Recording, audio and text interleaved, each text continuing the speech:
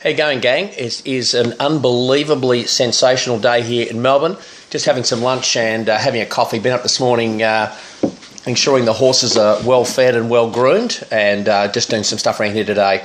Thought I'd quickly share with you. I know we're connecting up with Mark Carpenter tomorrow, and for those that are, be great to have you online, and obviously we'll record that. But I just think pre that, and this was a discussion that I'd had on Friday with Paula about clients and I guess pricing. So just a couple of things came to mind from that. I thought I'd share these with you, and there's a good opportunity when we can to be able to connect. You can see I've got my Crucial Accountability t-shirt on here.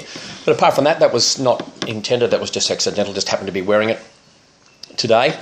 But it was around probably a couple of things. And so number one is really about this point about account management and I guess client collaboration. The thing I guess that we've really learned over the last couple of years, and at the moment, can I say, we've got so many inquiries coming in.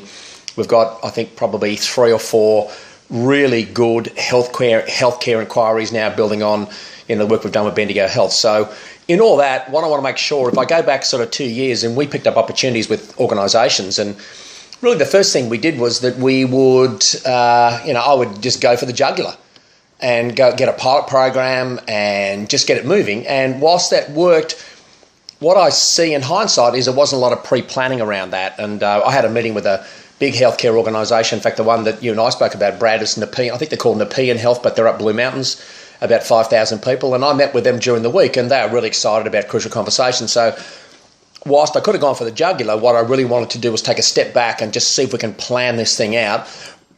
The reason for doing that is that rather than prospectively just getting in there and doing any pilot programs and things and finding out that we really haven't got a good foothold in this organisation, therefore training drops away, what I really wanted to do was to stand back, meet with the CEO, do a full briefing, take them through the sort of above the line, above the water, below the water model, get 1 or 2 of them onto a public program in Sydney. Now, whilst that might protract that, push that pilot program out a couple of months, I think what it's really going to be able to do prospectively, if we do all that, is get such good buy-in that when an organisation with 5,000 people, rather than maybe training 100 or 200, maybe we could train 500, or maybe we could even train 1,000. And if we did that, you'd make such an impact on that organisation that, what would happen was you'd have opportunities for, this and influencer and all those sort of things, as we know. So I guess what I'm getting at is that when you're working with your own clients, we'll always support you around whatever strategy you want to roll out with those clients. We'll be 100% supportive, and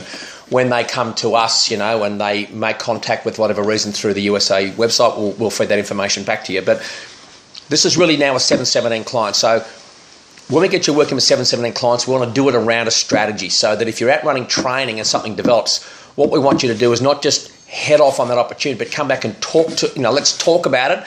Let's collaborate so that we can make sure that we can ensure that it's part of a plan, and make sure if they want something, and we'll talk about this in a second, that we actually price out what they want and we can quote it and just do it all properly. So, and as you know, when you do pilot programs and things, there'll be always other opportunities, but let's just collaborate on those things. I'm working more and more on getting these as almost like projects in Work Etc. now, and there's a couple of areas in Work Etc. that probably doesn't work that well, but that's the intention anyway. So that's one point, is around collaboration, and that's an opportunity. If my message hasn't been clear, I'm happy that we connect on Skype or whatever after we've spoken to Mark tomorrow. But I think Mark's webinar tomorrow will help us around some more information on that. The second one's around pricing. Again, we were talking about pricing on Friday with Paula. With 717 now, we've got a fairly specific set of pricing. We've got a pilot program, we've got kit pricing, and we've got daily trainer rate. The daily trainer rate's when, like a client that has, say, internal trainers wants a trainer for a day to help co-facilitate or do something. So we've got some rates around those. Now, within each of those, there is some flexibility, but they're pretty clear and pretty specific. So I guess what I'm saying is that around pricing, if you're out talking to them about other opportunities, everything has to be priced. This is for 717. So before we proceed and we agree, let's go and do it. So we've got to agree on a price for it.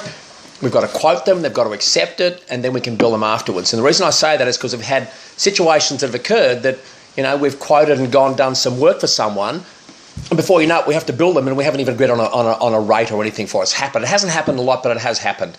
And when I see that, all I'm saying is for us, it's just a lack of a system. So once we have the system in place, then we can You know, when the client says, okay, I want Paula to come and deliver this, or I want Brad to come and, or whatever it is, let's work out what it is. The pricing, you know, takes, 10 minutes. Put it together, send it to the client, and then what happens is once we agree on it, we lock the dates into work, etc. We put a date in 2 weeks before, and this is Febby's role. She'll put a date in 2 weeks beforehand to make sure training kits are ordered, and you'll be involved if you're delivering in making sure the training kits are ordered.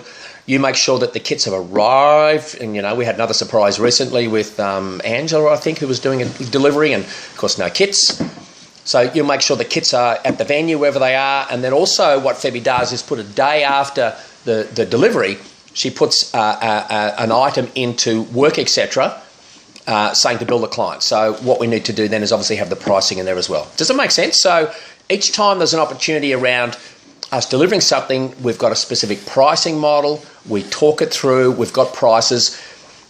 Paula's comment on Friday we talked about and is about there are some organisations out there that can't afford this. I look at healthcare and I never see it as being not having budget for training. That might be it, but it's just an allocation of funds, because at the end of the day, with every organisation, every healthcare organisation I've spoken to, they've got funds, but their funds are off in other areas. They're spending lots of money on recruiting people they should have kept, or new people because they lost good people they should have kept. They spend a lot of money in things like work cover and liability and stuff, and we're going to help them allocate the funds to areas that ultimately is going to save them money. So those organisations I know have the budgets in other places, but there are other organisations out there that don't have the funds, and what that probably means is they're just not in our target market. So if we have to drop down too low, they probably don't suit us, like I think universities and schools and things like that.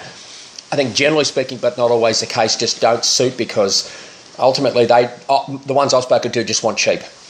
So we provide, you think about it, Crucial Conversations is the benchmark product around the world.